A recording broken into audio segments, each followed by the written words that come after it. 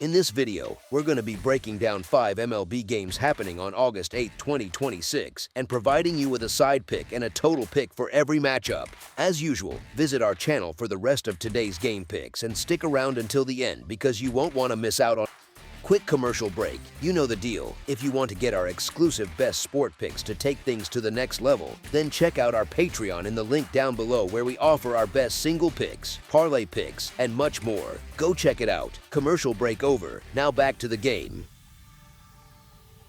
Chicago Cubs versus Kansas City Royals. Chicago is rolling into Kansas City this weekend with the kind of edge that just doesn't come along too often in the dog days of summer. 5 in a row. A sweep of the reigning champions crammed into that streak. A walk-off thrown in for good measure. You can almost feel the collective click of a roster that finally figured out its buttons at the perfect time of year. And that timing is not a coincidence, honestly. The front office spent trade deadline day loading up on rotation help, and this weekend it starts paying real dividends. The road half of the split has actually been kinder to this club than a lot of folks realize, too. Away from their own park, they have been comfortably above water. They tend to eat up rotations that show up without top-shelf stuff. Now contrast all that with what the other dugout is dealing with, and it starts to feel like a mismatch you cannot easily talk yourself out of.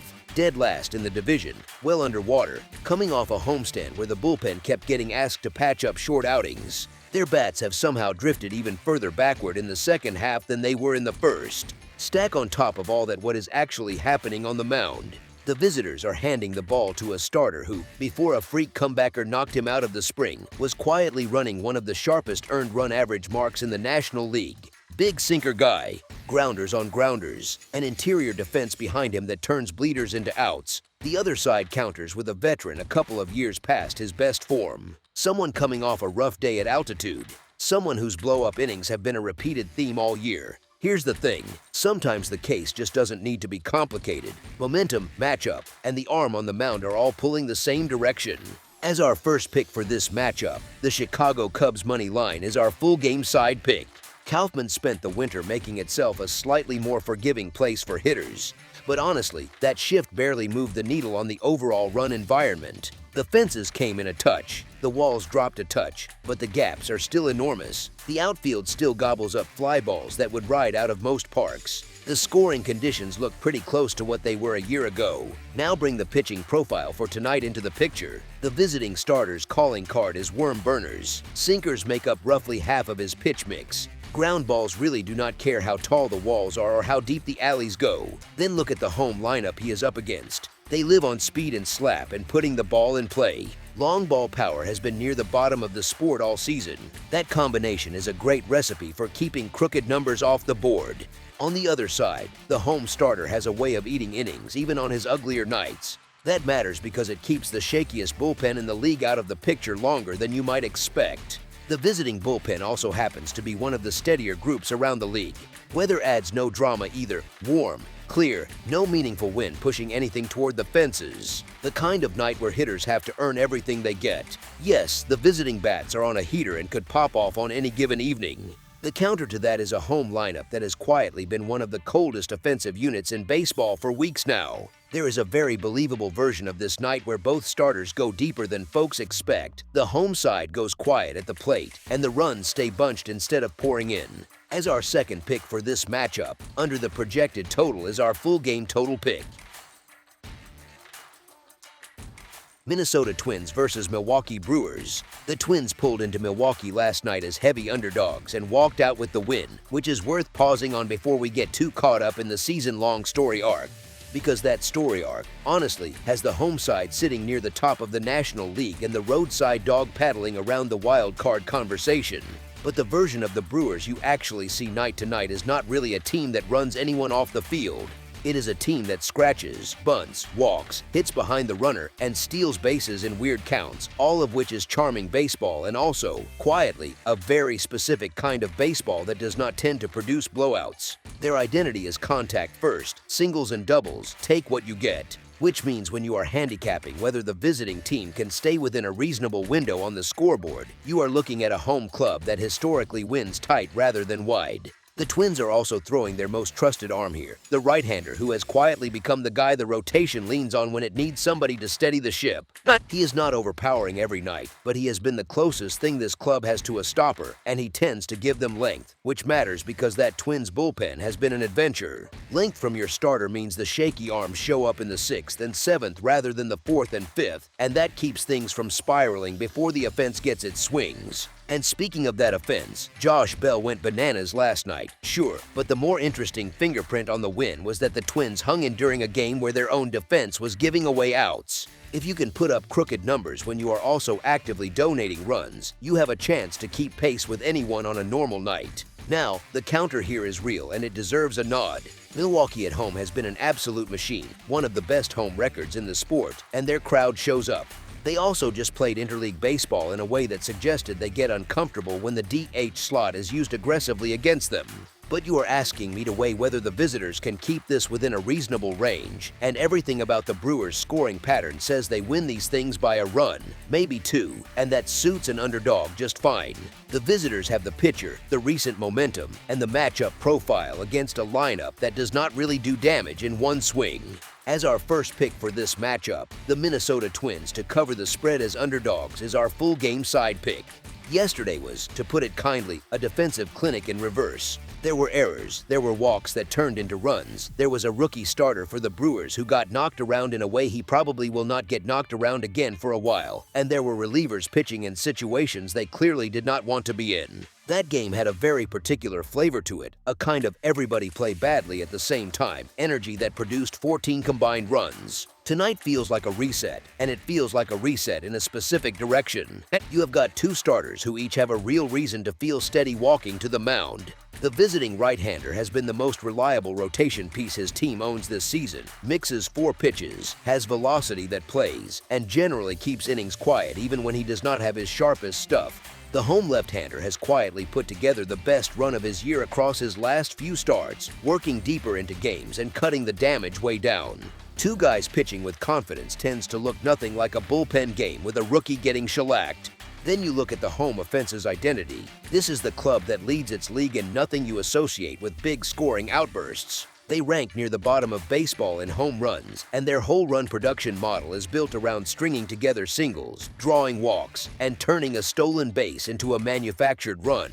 That formula is very good at winning games. It is not particularly good at pushing totals into the stratosphere because it needs multiple productive at-bats stacked together just to plate one runner. Contact-first offenses tend to produce steady, drip-drip scoring, which is a very different animal than the 3-run homer teams that can flip a total in a single swing.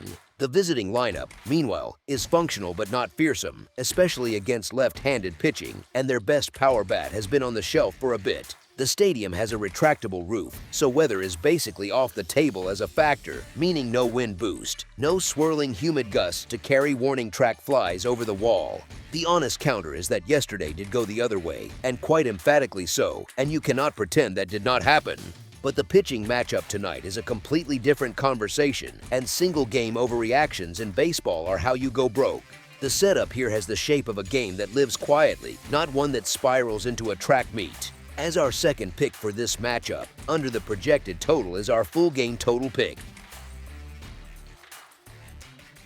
Cleveland Guardians versus Chicago White Sox. There's something almost quirky about a first-place team walking into their own ballpark as underdogs on a Saturday night. That's the situation on the south side of Chicago, where the home club has quietly built one of the sturdier home records in the American League despite the noise around them.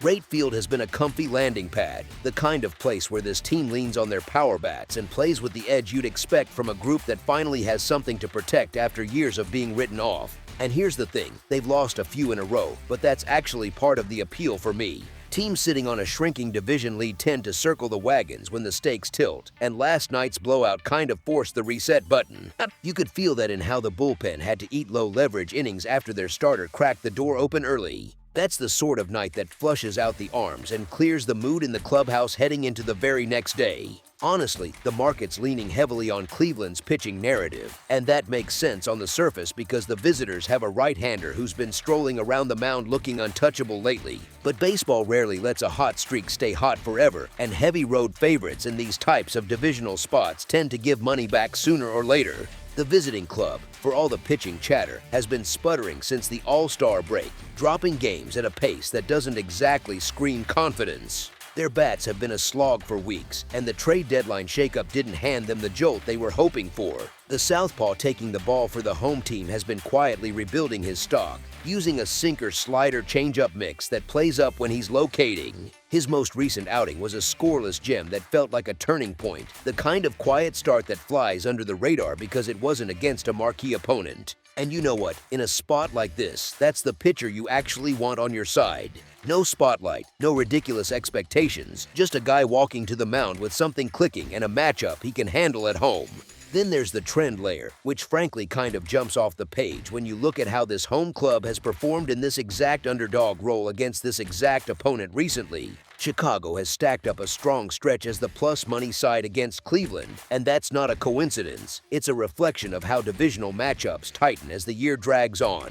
The window to make a real move in the American League Central is narrowing rather than closing, and that changes the temperature of games like this one. Pulling the string together, you've got a home team that's better than their price suggests, a lefty who's found something real, a lineup with genuine thump in a park that rewards it, and a market baking in a pitching story that hides all of that. Grabbing plus money on the club with the better overall record, at home, in a divisional game where they got worked over the night before, is the kind of spot you circle before the odds start creeping. As our first pick for this matchup, the Chicago White Sox money line is our full game side pick.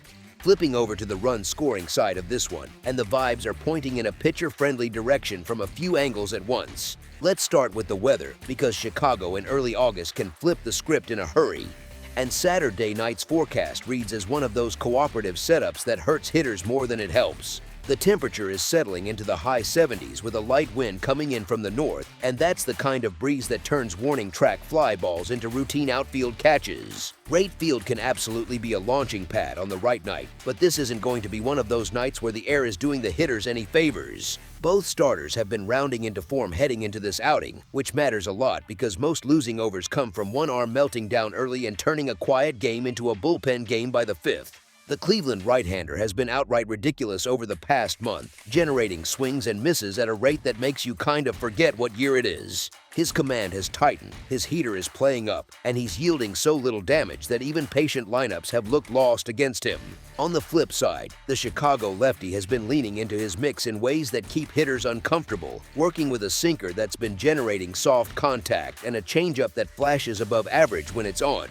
The visiting lineup, for all their veteran presence, has been slogging along since the break, ranking in the bottom third of the league in team batting average. Take a slumping offense, drop them into a park that isn't playing hitter-friendly on this particular night, pair them with a lefty who's found his rhythm, and it's a recipe for a low-scoring first 6 innings. Here's another wrinkle worth noting, because both bullpens have quietly been sturdy pieces of their respective teams. Cleveland's closer has been one of the more dependable arms in the American League with a sub-2.5 earned run mark, and Chicago's setup group has stabilized nicely since the deadline moves brought in fresh options. When the 9th inning shows up with a close scoreline, those late-game grinds tend to kill over tickets more than they save them. And there's a bit of a historical undercurrent that shouldn't get shrugged off either. The season series between these two clubs has featured a run of tight, tense, low-margin affairs, the kind of games where a single mistake pitch decides who walks off the winner. Patterns like that don't tend to break overnight, especially when the arms on the bump match the trend so cleanly. Sure, you could argue that a mistake to a power bat could turn this into a slugfest at any moment, and that's a fair caveat because both lineups do have thump in them. But the balance of factors from weather to pitching form to lineup slumps to bullpen depth leans firmly toward a game that stays wrapped up rather than spilling into a track meet. As our second pick for this matchup, under the projected total is our full game total pick. Baltimore Orioles versus Texas Rangers. Something about this weekend series at Globe Life Field just feels tilted, and the way Friday night played out only made that lean more obvious. Baltimore rolled into Arlington already carrying one of the coldest bats in the league, and the opener did nothing to shake them out of it. 9 runs across 5 August games is not a stretch of bad luck, that's a full lineup dragging its feet. The Orioles sit at 56-60 overall and have been especially uncomfortable away from Camden Yards, running 24-30 on the road, which is exactly the kind of profile you do not want when you're staring down a Texas team playing with a little swagger again. The home team is at 58-58 on the season and 31-26 inside their own building, which is where most of their identity has lived all year. That home dirt matters here. They are the kind of club that grinds out one-run wins, and they have done it 21 times already. So tight, low-margin baseball is basically their comfort zone. The vibes lean their way too. Texas snapped a rough patch with a couple against the Giants and then handled the opener behind a nice veteran outing. That's 3 in a row, and confidence has a funny way of showing up in the small moments when a game gets close late. Baltimore, on the other side, is a group searching for something that just is not there right now, and the mental toll of hitting well under 200 as a team in the season's biggest month is real, no matter how many meetings you hold in the clubhouse. Even the best manager on the planet cannot dial up runs out of thin air. As our first pick for this matchup, the Texas Rangers moneyline is our full game side pick. Shifting over to the run-scoring side of this thing, the picture gets interesting once you look past the reputations of the two guys taking the ball. Texas is trotting out a legendary arm who has, quietly, been dealing with a rough patch that does not get nearly the airtime it deserves. He has coughed up 4 or more earned runs in 3 of his last 4 appearances, and his most recent trip out was a short, walk-heavy afternoon in Houston where he barely made it through 3 innings. That is not a starter locked in, no matter what the name on the back of the jersey says. Baltimore's guy has a nicer season number on paper, but if you actually track the trend, the innings just are not there right now. His last 2 outings both ended before the 5th, which is exactly the pattern that turns a normal ball game into a middle innings free-for-all. Both bullpens are also missing meaningful arms, so the guys walking in behind these starters are not the ones either dugout would draw up if it had the choice. That matters a ton when the starters are coming out early, and both trends here suggest they will. There is also the weather script inside the building to think about. Globe Life Field in August almost always means the roof is closed with the air conditioning humming, and the ball tends to travel just fine in those conditions once the arms get tired. The home side has shown they can wake the bats up in a hurry too, having splashed together 5- and 6-run games in their recent wins over the Giants. And even the visitors, in the middle of their offensive drought, have been putting balls in the seats. They just haven't been stringing hits together to add on. Regression at the plate for at least one side feels overdue, and the pitching matchup honestly does not scream lockdown from either dugout. As our second pick for this matchup, over the projected total is our full game total pick.